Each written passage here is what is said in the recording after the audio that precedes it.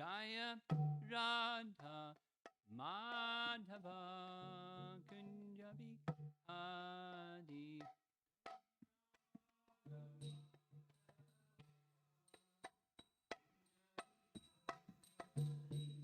Gopi Jana Bala Bhagirivara Dadi.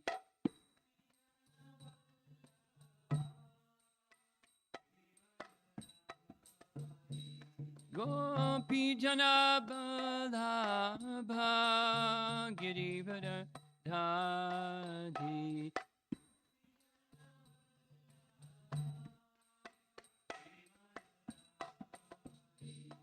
Jasodanandana Brajajanaranjana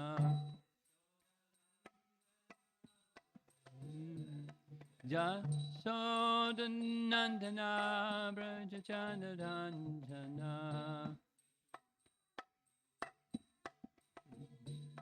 Jamunatira Vanam Jadi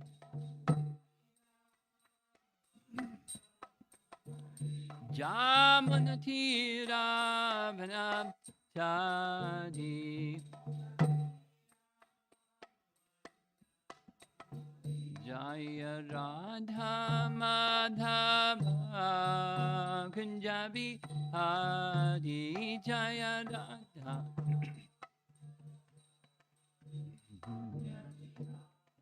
Jaya Radha Madhava Kunjabi Adi.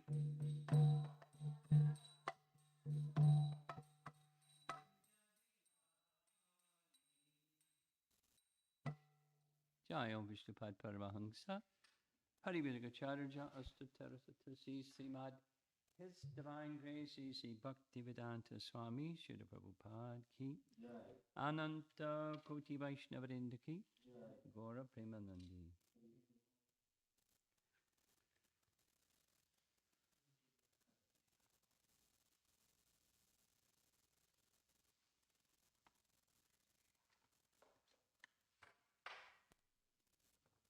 Om Namo Bhagavate Vasudevaya. Om Namo Bhagavate Vasudevaya. Om Namo Bhagavate Vasudevaya.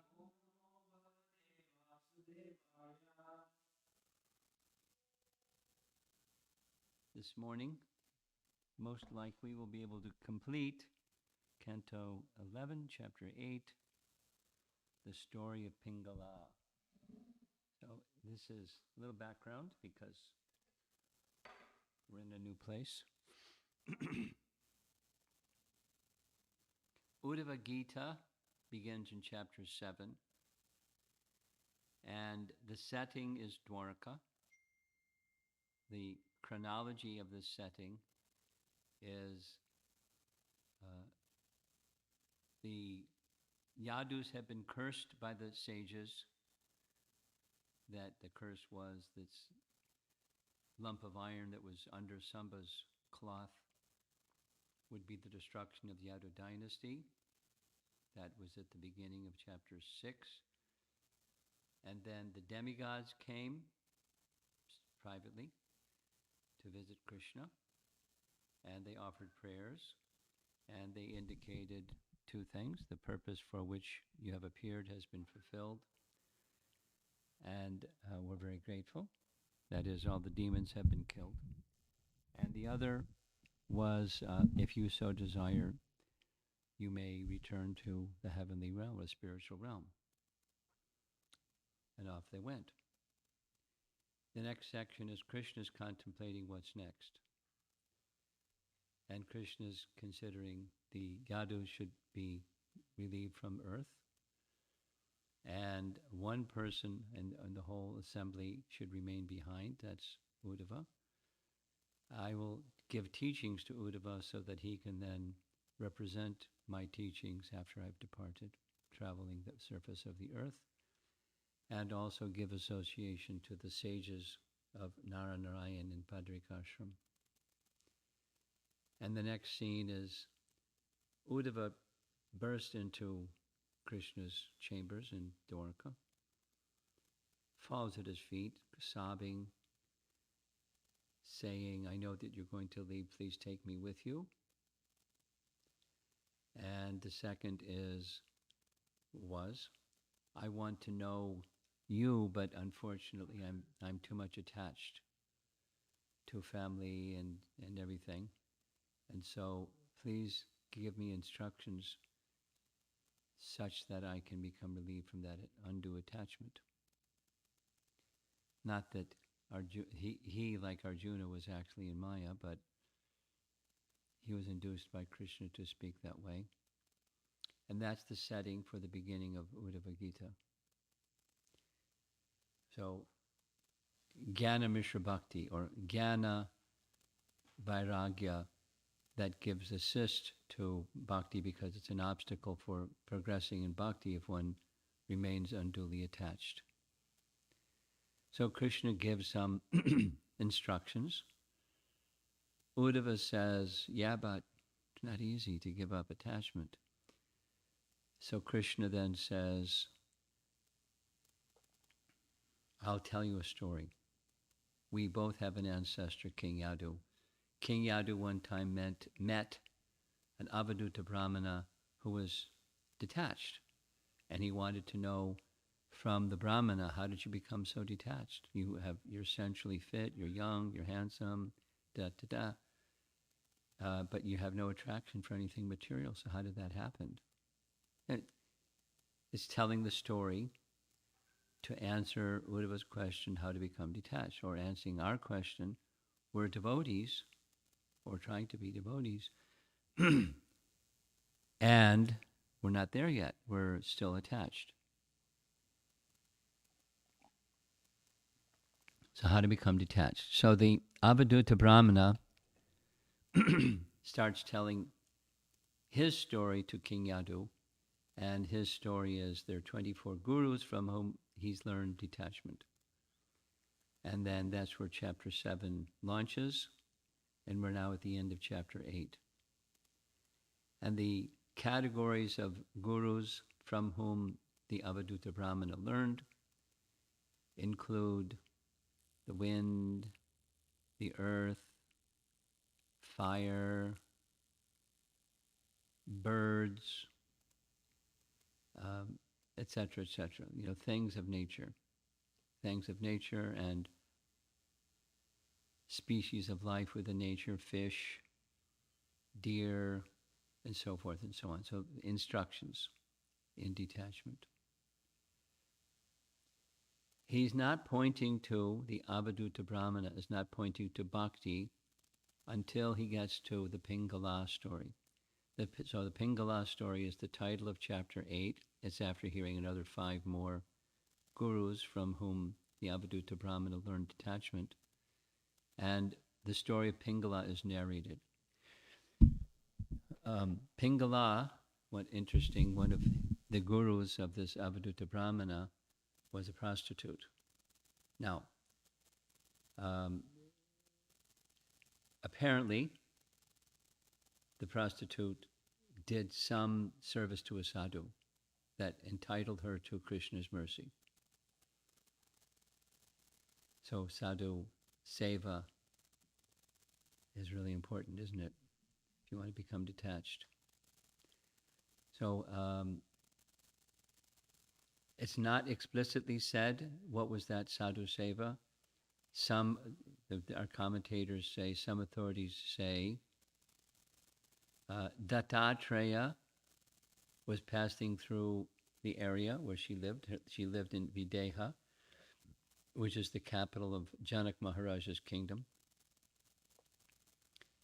Some say she did some service to Dattatreya. Some say she heard from and did some service to the sadhus of Videha. But in any case, the story goes, that's narrated by Avadhuta Brahmana as the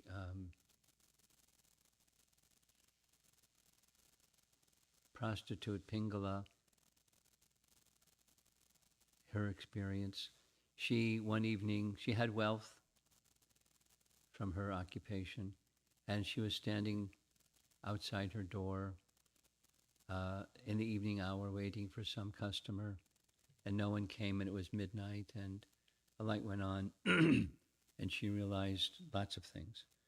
It starts with detachment from the temporary, the abominable profession, and then the abominable desire to find happiness through two things: sensual pleasure and money.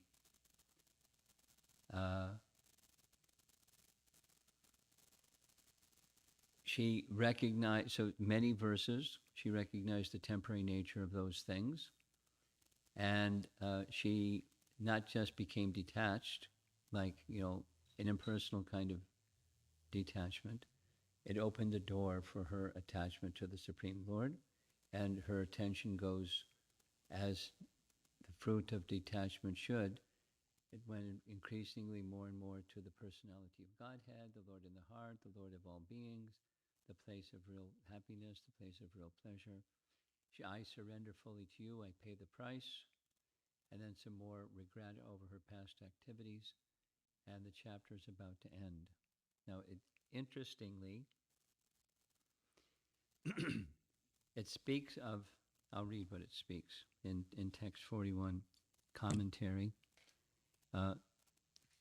Jiva Goswami makes reference to this verse in his Bhakti Sandarbha Anuchhed 311. This is where we spent some time yesterday morning.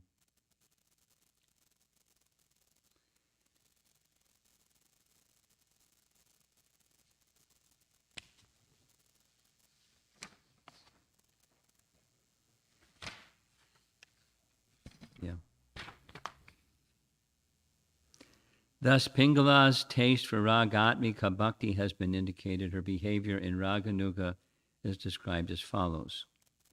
So this is yesterday's verse, text 41. Text 40. Satisfied, having full faith in the Lord and maintaining myself with whatever comes of its own accord, I shall enjoy life with only the Lord, because he is the real source of love and happiness. Now, mentioned specifically in the translation of Anuchhed 311 from Bhakti Sandarbha is, she had attraction, she had a taste for Ragatmika Bhakti.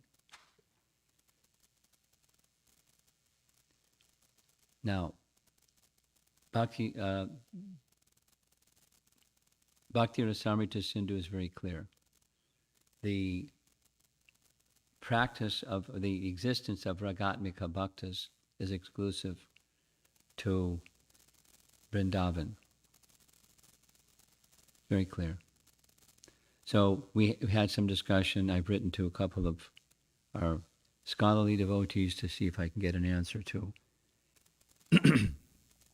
this reference. Now, so the second translation just says the activities of Raganuga Bhakti are described in these words of Srimad Bhagavatam.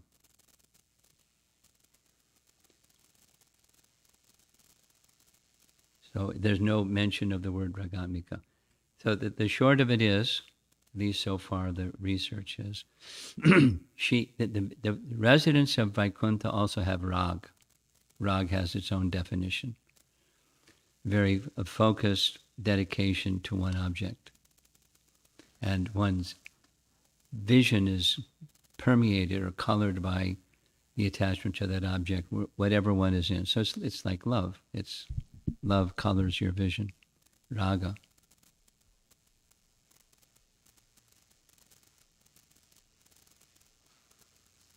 So residents of Vaikuntha have raga. The question then is, where does this reference to Ragatmika, since that's only in Vrindavan?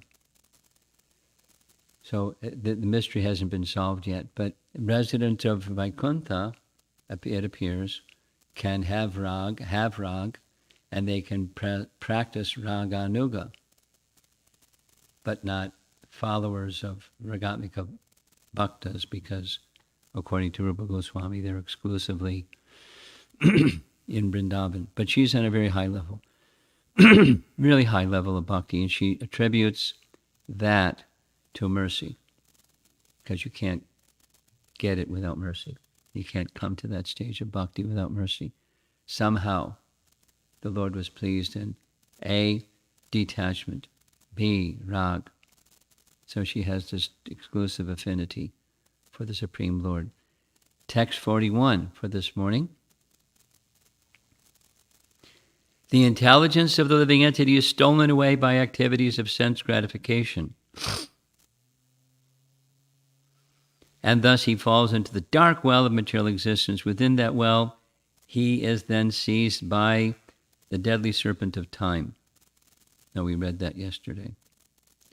Who else but the Supreme Personality of Godhead could save the poor living entity from such a helpless condition?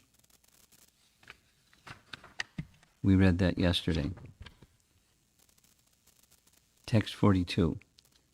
11.8.42.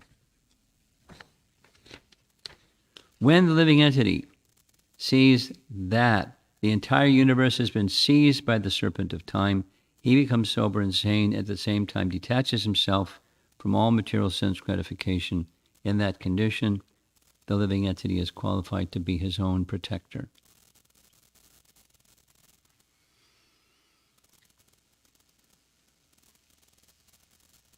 Bhaktisiddhanta made a comprehensive commentary on Uddhava Gita, the whole Uddhava Gita, now translated into English and published. And that from his translation of this verse, it reads, only when one can see how this material world is being swallowed by the serpent of time does one become sober and thus come to his senses. Thus, he refrains from all types of material enjoyment and becomes qualified to act for his own protection. Act for his own protection is a little different than he's qualified to be his own protector. So the BBT purport, this is followers of Prabhupada. In this verse, Pingala states that by the Lord's mercy, a self-realized soul can see that the entire universe is existing within the jaws of the great serpent of time. Certainly this is not a promising situation, and one who sees it loses his desire for sense gratification. Thus, by the Lord's causeless mercy, the spiritually sane living entity can protect himself from illusion. It's like the Brahmabhuta verse. Naso chatina kangsati.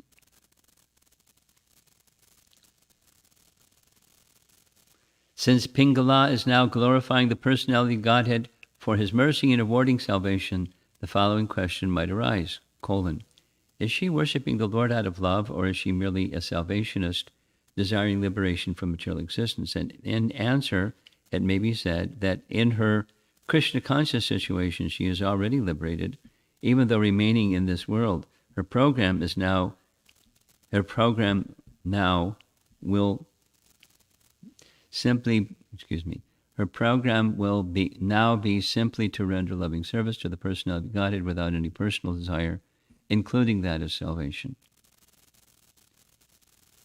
Okay, this is Bhaktisiddhanta's purport.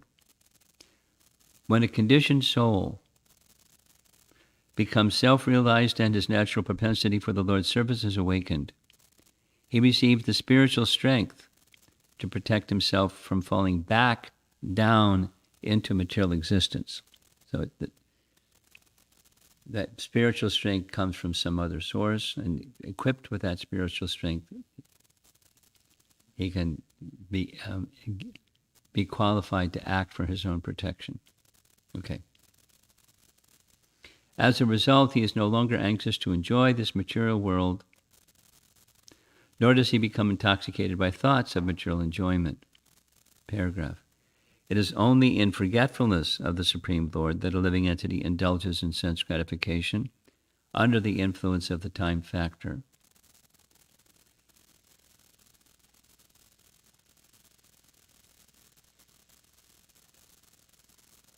Such a materialistic life is the result of one's aversion to the Supreme Lord, one can be influenced by the material time factor, sense objects, and sense pleasure only as long as one is ignorant of his eternal constitutional position. The bodily conception of life separates living entities from the cultivation of Krishna consciousness. It makes them falsely think of themselves as the enjoyers of material nature.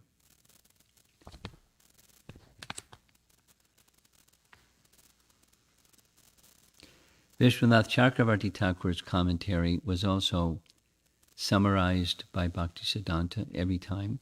So here's Bhaktisiddhanta's summary, and then we'll read Vishwanath's commentary. One may ask, quote, by what means can one be delivered from the dark well of material existence, unquote, which is essentially Uddhava's question to Krishna. The answer is that when one realizes that the entire material creation is being swallowed by the serpent of time, then he can become indifferent to all kinds of material enjoyment. Being endowed with this understanding, one becomes his own protector. Paragraph. Pingala replies, recently this was my personal experience, and thus I became freed from the clutches of material existence without separate endeavor. Now I will worship Lord Vishnu with love and devotion. This is the sum and substance of this verse. Here's Vishwanath's actual commentary. Will you worship the Lord with the idea of getting deliverance? No. When the jiva becomes detached from all material enjoyment, since he sees the world devoured by time, at that time Atma is his own protection from samsara. My Atma has this very nature. Thus I have been delivered from samsara automatically. I will then worship the Lord in prema alone. And finally, Jiva Goswami made his commentary, one of his commentaries in the Bhagavatam, is Kramasandarbh's, not every verse, but it's a verse-by-verse commentary, something like what Prabhupada did. So here's his Kramasandarbha translation and commentary. The living entity sees that the entire universe has been seized by the serpent of time when, becoming sober, he detaches himself from all material enjoyment.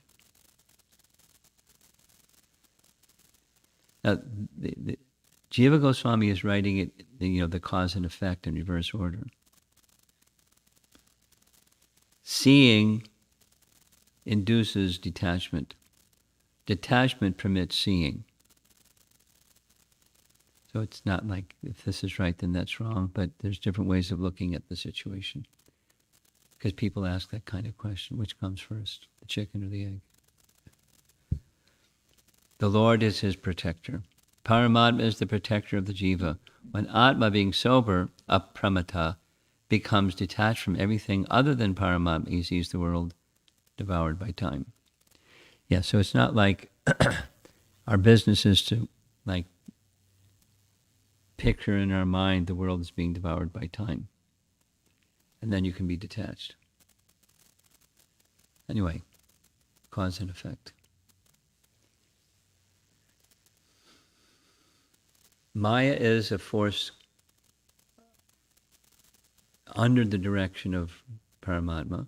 And if Maya says, okay, Maya, leave him alone, him or her, then Maya backs off. Yeah, as you know, that's what Vyasadeva saw in his mature meditation. He saw Maya behind the Supreme Lord, and you can't see the Lord if Maya is in front, blocking your vision. So, but he was detached, so he could see. And then seeing, in its mature stage of seeing, is seeing the Supreme Lord. Now, the language of this is, there's many ways in which this particular verse is important, or this topic is important, besides the big picture, which is Uddhava's question. To understand the Supreme Lord, it's not possible as long as there's attachment. How do you become free from attachment? So you can see the Lord and understand Him. Or what's the nature of Maya and how to remove Maya?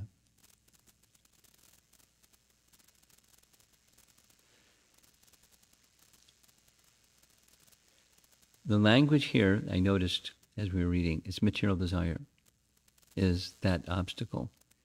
So impersonalists and voidists, particularly voidists, say desire is the root cause of suffering.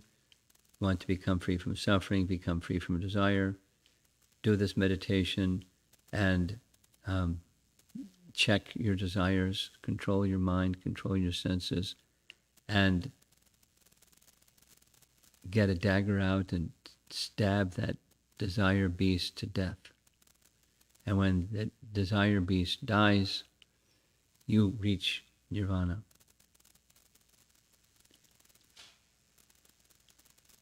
And what's that state of nirvana? It's a state of there is nothing. That's the goal.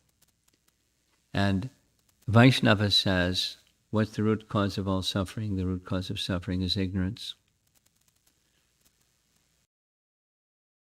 The root cause of suffering is ignorance. And ignorance influences desire, so it becomes ignorant desire, comes ignorant activity, comes suffering.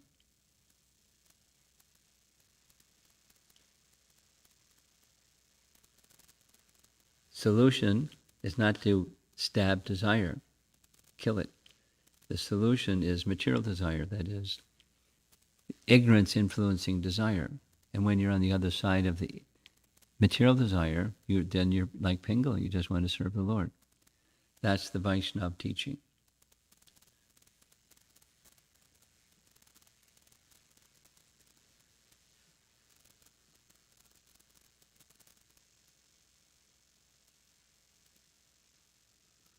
So why aren't we there yet? She's a prostitute. And, our lives are not sinful like that. And so forth and so on. We're serving sadhus. So how come we're not, what's the problem? Am I doing something wrong? Or maybe there's something wrong with the bhakti process. Or etc., etc. And gosh, she did this effortlessly. She didn't even,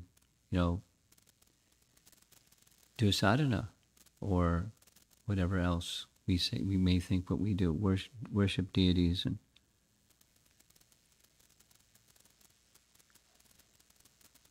etc. So we don't know the story of who she was before she was Pingala, before she had that occupation of a prostitute and so forth. There's a few essential understandings of why it happened with Pingala and why it's not happening with us in the same way, like presto, Raganuga Bhakti, being attached to the Supreme Lord, or earlier verses speak, she just wanted to be in the mood of Lakshmi, the goddess of fortune, not replace her, but be like her. And to serve her and assist her in the mood of a wife.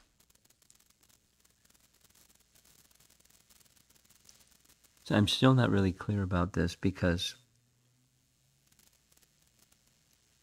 my understanding of Vaikuntha is there aren't wives, there's one. So what her position is not clear, other than detached and attached. Detached from material desire with spiritual desire. Spiritual desire to be in the Lord's company, to be in the Lord's service, and even specifically to be in the mood like a wife of the Supreme Lord.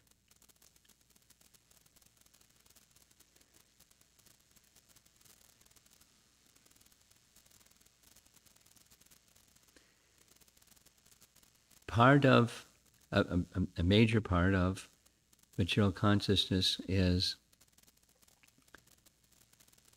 fruitive activity to improve the standard of sense gratification. You just call it sense gratification, or you can say fruitive activities, or combine the two. Developing fruitive activities in order to get some fruits of those fruitive activities, so that I'll have objects that are satisfying to the senses.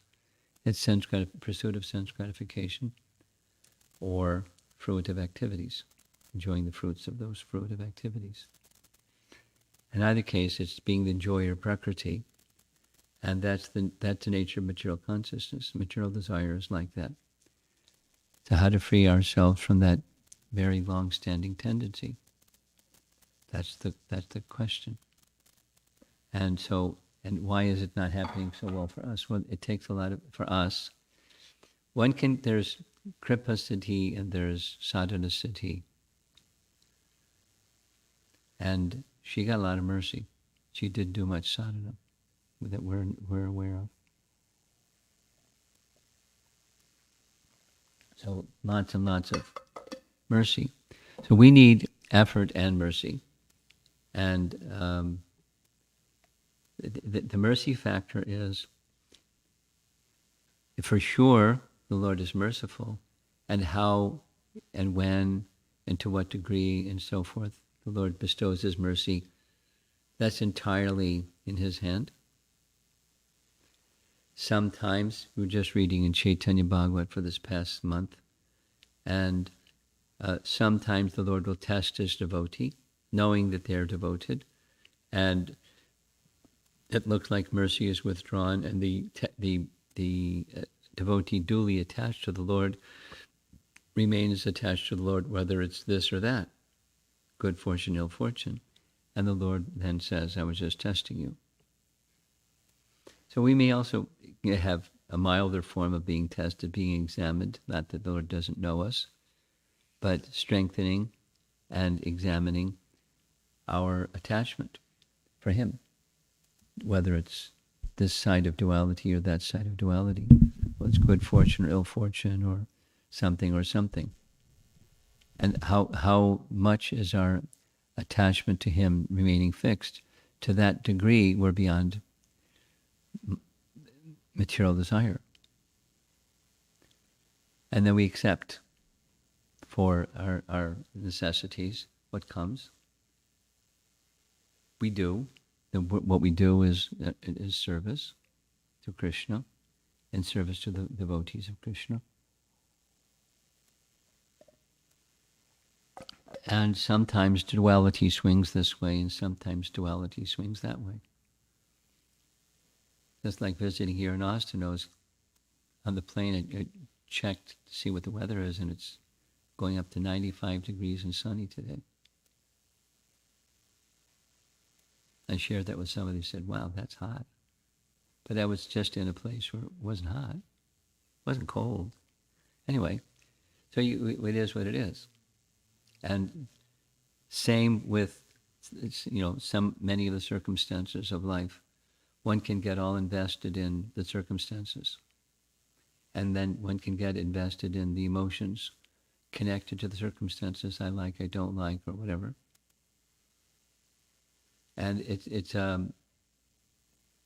part of the lesson of attachment to the Supreme Lord, to not be obsessed by or obsessive about this configuration of duality at this present time, because it'll pass.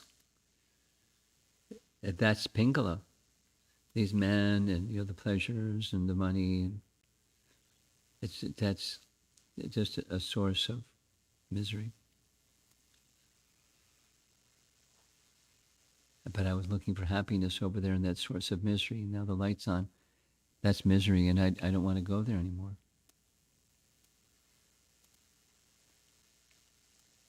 Now, in many cases, when there's like this quantum shift from attachment to detachment, it doesn't stick, because there isn't shelter, and it's too much. So commonly, incremental change is recommended. However, We don't know if there was a bungee cord effect. She just went right back to her old ways after some time. We don't have one confirmation, understanding or the other, but she had shelter. That much we know, and that's an eternal asset. And same application for us. We may not get the kind of mercy that Pingala got, and we don't know what the background is and why she got the mercy that she got, but she got the mercy she got.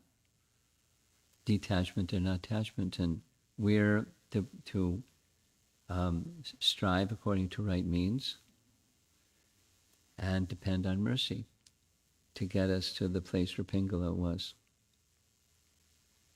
Quickly, she attained. However long it takes, that's how long it takes. And we can strive to improve the quality of our effort. We can strive to appeal for mercy. We can strive for both. But the method, the process is the same. And that's what the question of Uddhava was. That, like, how elevated is Uddhava anyway? Outside of Vrindavan, he's the most elevated living entity in Krishna's company. And look what he's feeling. So what about us? Someone could get sad about, oh, what about us? What's the hope? But he's in that position to help us. He's taking the position of being one of us to help us, induced by the Lord to do that. So specifically from the chapter 6, so that Uddhava could travel about the earth and give these teachings. Same for us. We're in a, not just, by Yogamaya potency and illusion, we're in illusion, and we're receiving something, the ropes or the instructions, the teachings, the bhakti process, to provide the needed strength so that, this is another important message, so that we can be protected by that strength and make wise decisions and be protected by spiritual strength as we're making wise decisions for the pleasure of Krishna. There's a lot in this. I'm appreciating, as we've been going through this, the teachings of Bhagavad Gita are now just being expanded in this section, specifically in the Pingala section, because the other sections are birds and fish and deer and the elements. And this is detachment with attachment to the Supreme Lord. And this, the elements that are involved in achieving that. So it's very valuable.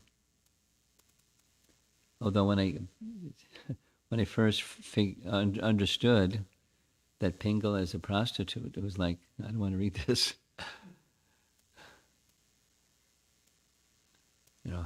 What's she doing in the Bhagavatam?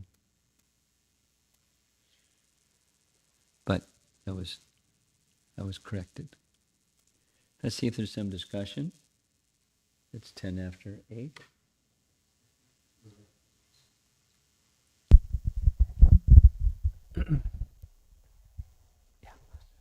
Thank you, Guru Maharaj, for the wonderful class. So Guru Maharaj, the question is, so we have Diksha Gurus, we have Shiksha Gurus. I mean, one Diksha Guru and we have many Shiksha Gurus.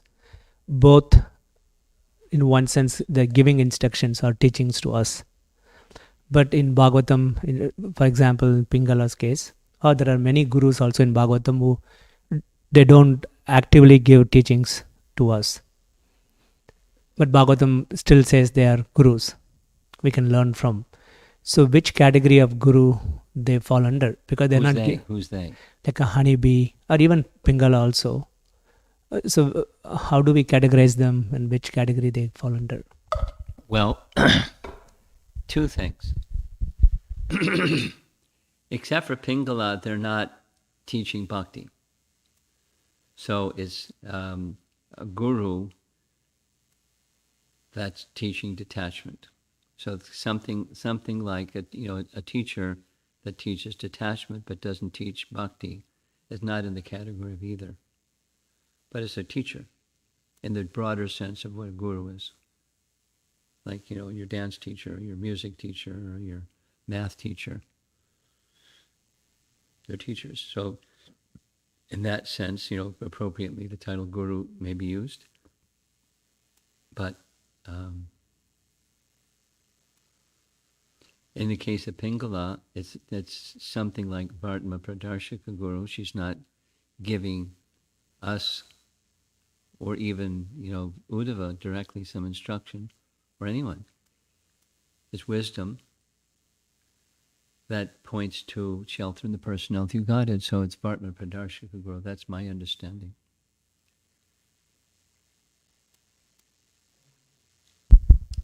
Hare Krishna Maharaj. There are several questions from the online. Should I go to online? You got the microphone. Yes, Maharaj. So, question from Shalini Talwar is that's Snehavalli Didi.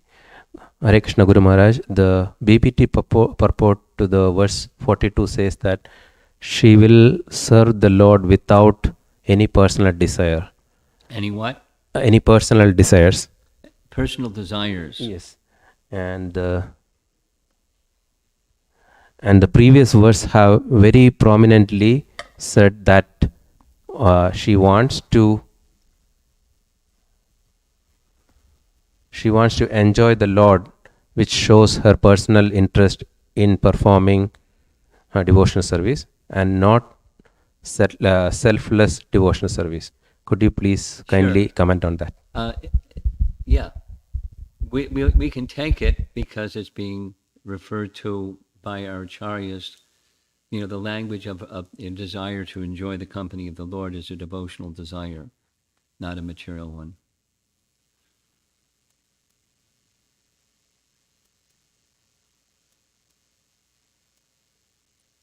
I'm going to go use the restroom. I'll be right back. Okay.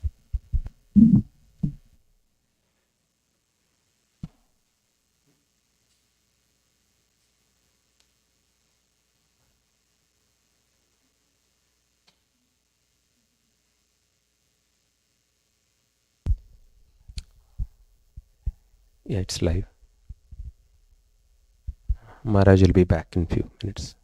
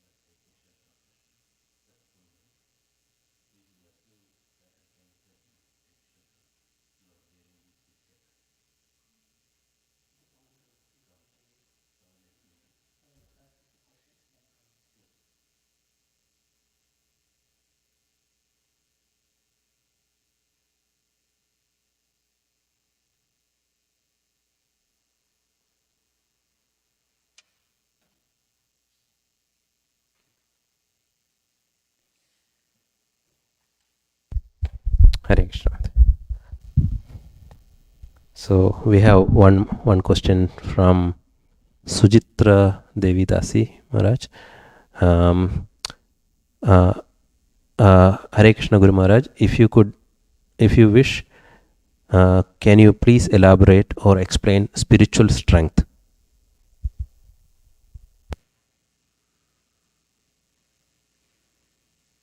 Parasya Shaktir Vivadaiva Shruyate Swabhaviki Jnana Bala Kriyacha. Prabhupada would quote that often. The Supreme Lord has Parasya Shaktir. Para Shakti has unlimited spiritual potencies, and chief amongst them are Jnana, Bala, and Kriya. Bala is the spiritual potency from the Supreme Lord that gives the strength to carry out your spiritual activities.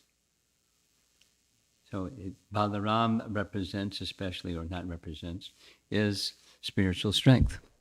So from to execute devotional service, we need it. We need Jnana, we need Bala, and we need Kriya Shakti to do devotional service. That's an explanation. Go ahead. Next. I don't see any other questions, but I have a question, Maharaj. So Maharaj, talking about desires, even though we try to spiritualize our desire, the material desires keep coming, especially. So we sometimes we think that we will, whatever money we make, we'll give it to Krishna, so it's spiritualized. That's the way we think. But when it comes to reality, that need comes up, this need comes up, so it's never spiritualized actually. And another example is, I have the desire sometimes to make more money sometimes, so that I can give it to the temple at sometimes. But even during that course of that desire, it's always other thoughts comes, Maharaj. How do we control those things? Sounds like the two are the same question. Yes, Maharaj. It depends on the individual, but in course of time, by making efforts, however you say, the desire is not going away, the desire continues to pop up. By continuing the bhakti process, you'll catch the tendency at an earlier stage. It may be more incremental than what happened with Pingala. But so for you or for us, faith in the bhakti process is intrinsic or essential, and we continue to strive for the singular purpose. Strive for the singular purpose of pleasing Krishna. That's the bhakti. That's the essence of bhakti. As you're striving, there's still tendency, and the tendency continues to pop up. What to do? Strive for the pleasure of Krishna, because bhakti is more powerful. Bhakti has the power to dissolve that tendency to pop up again, and that's our faith. And and we can look to other things that can help us in that struggle, or Daivahiyeshu gunamayi mama maya turatyaya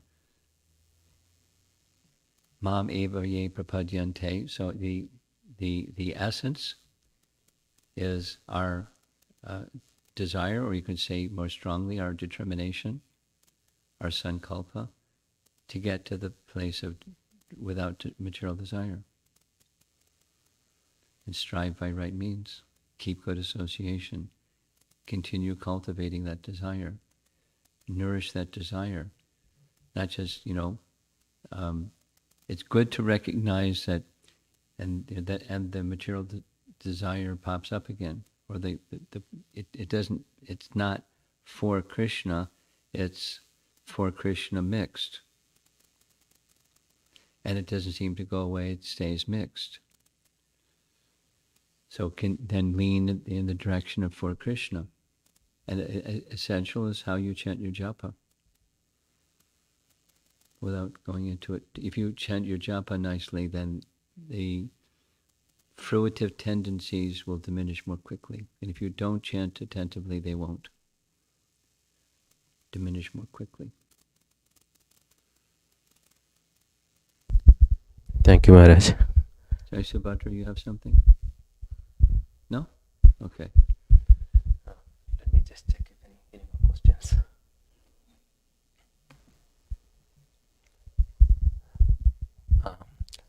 Hare Krishna Maharaj, this is Shriya Devidasi. I remember the article, hate the sin is not sinner. When I heard about Pingala today, so this story is very inspiring, and when we follow, and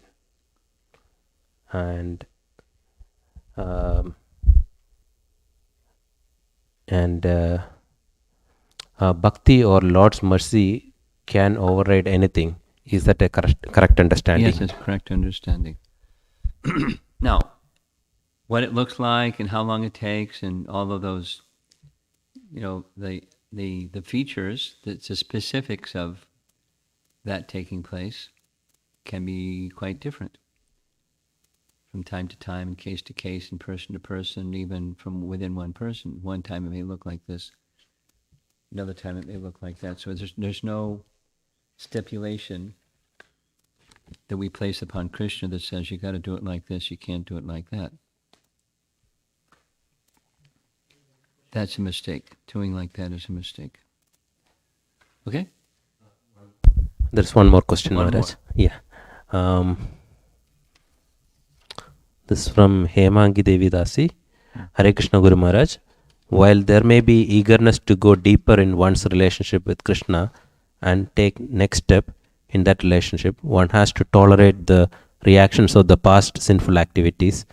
It almost feels that the past is heavily pulling or holding you back. The past is what? Past is heavily pulling. Heavily pulling. Yeah. Or holding you back. Or holding me back. Yeah. Apart from tolerance, what other qualities one need to cultivate? Humility, simplicity, straightforwardness, transparency. What are goodness qualities? But certainly because tolerance is given high priority, Toror eva sahishnana, the humility is right up there with it also. Sincerity.